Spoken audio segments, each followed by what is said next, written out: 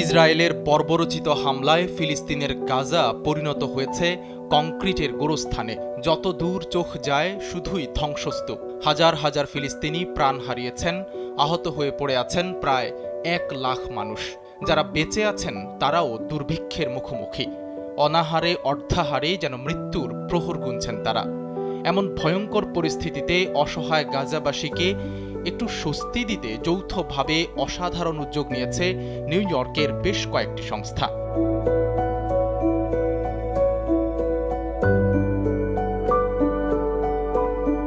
The freedom caravan নামক প্রজেক্টের অংশ হিসেবে গাজায় পাঠানো হচ্ছে 167 টন খাবার।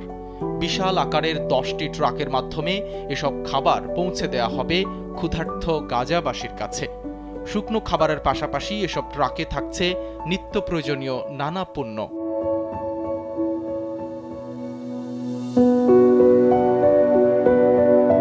নিউ ইয়র্কের ব্রুকলিন থেকে পরিচালিত ফ্রিডম বেকারিজ এর নেতৃত্বে গাজায় খাবার পাঠানোর এই চ্যারিটি কাজে যুক্ত আছে গ্লোবাল দাওয়াহ টেলিভিশন, আইটিভি ইউএসএ, কালফ নুরি, মাসকেয়ার, এমসিসি, ভালো, দ্য হালাল গাইড, দ্য উম্মাহ সার্কেল এবং আরব আমেরিকান অ্যাসোসিয়েশন।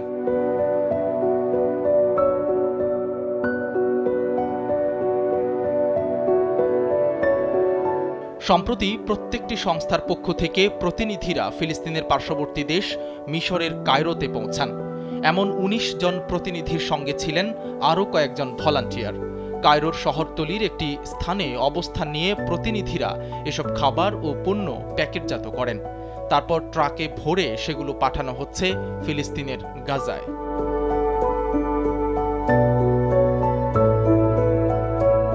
আইটিভি ইউএসএ এর প্রতিনিধি হিসেবে কায়রোতে পৌঁছে এই চ্যারিটি প্রজেক্ট সম্পর্কে চ্যানেল 786-কে বিস্তারিত জানিয়েছেন যুক্তরাষ্ট্রভিত্তিক টেলিভিশনটির সিইও মাওলানা মোহাম্মদ শহীদুল্লাহ।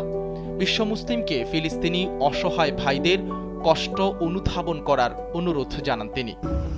আমরা এই মুহূর্তে অবস্থান করছি কায়রো সিটি থেকে একটু শহরতলিতে, যেখানে আমাদের ওয়্যার হাউসগুলো, সমস্ত খাবারগুলো যেখানে রেডি করা হয়েছে, বক্সগুলো রেডি করা হয়েছে অনেকগুলো আইটেম দিয়ে, সেখানে নিত্য প্রয়োজনীয় জিনিস এবং এই মুহূর্তে ফিলিস্তিনে এবং গাজায় যেসব মুসলমানরা এখনো সেখানে কষ্ট পাচ্ছে দৈনন্দিন প্রয়োজনীয় জিনিসের জন্য, তাদের জন্য 167 টন নিত্য প্রয়োজনীয় জিনিসের বক্স রেডি করা হয়েছে। এখানে 10টি ট্রাক রয়েছে।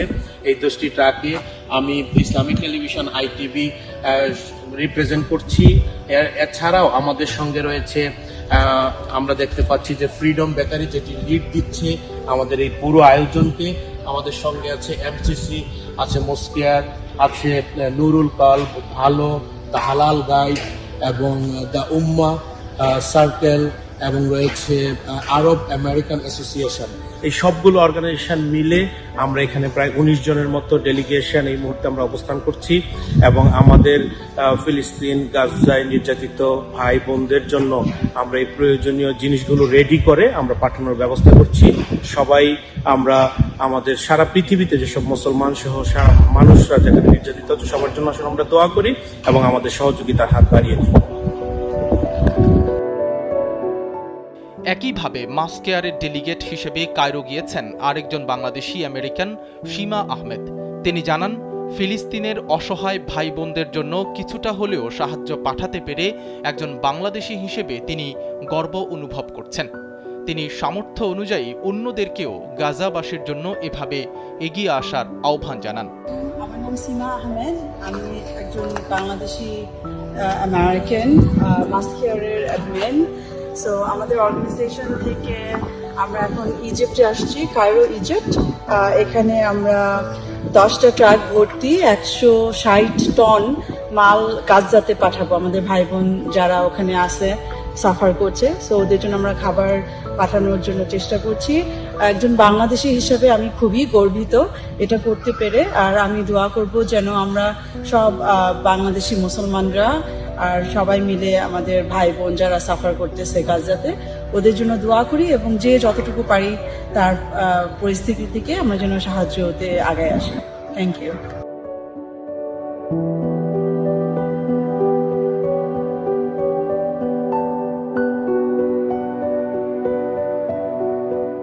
গত প্রায় ৭.৫ মাসের নির্বিচার হামলায় ফিলিস্তিনের গাজাকে প্রায় মাটির সঙ্গে মিশিয়ে দেওয়া হয়েছে। মারা গেছেন প্রায় ৩৫,০০০ মানুষ। এর মধ্যে অধিকাংশই নিষ্পাপ শিশু ও নারী। আন্তর্জাতিক বিশ্বের সকল প্রকার নিষেধাজ্ঞা ও অনুরোধ উপেক্ষা করেই গাজায় এভাবে হামলা চালিয়ে যাচ্ছে ইসরায়েল।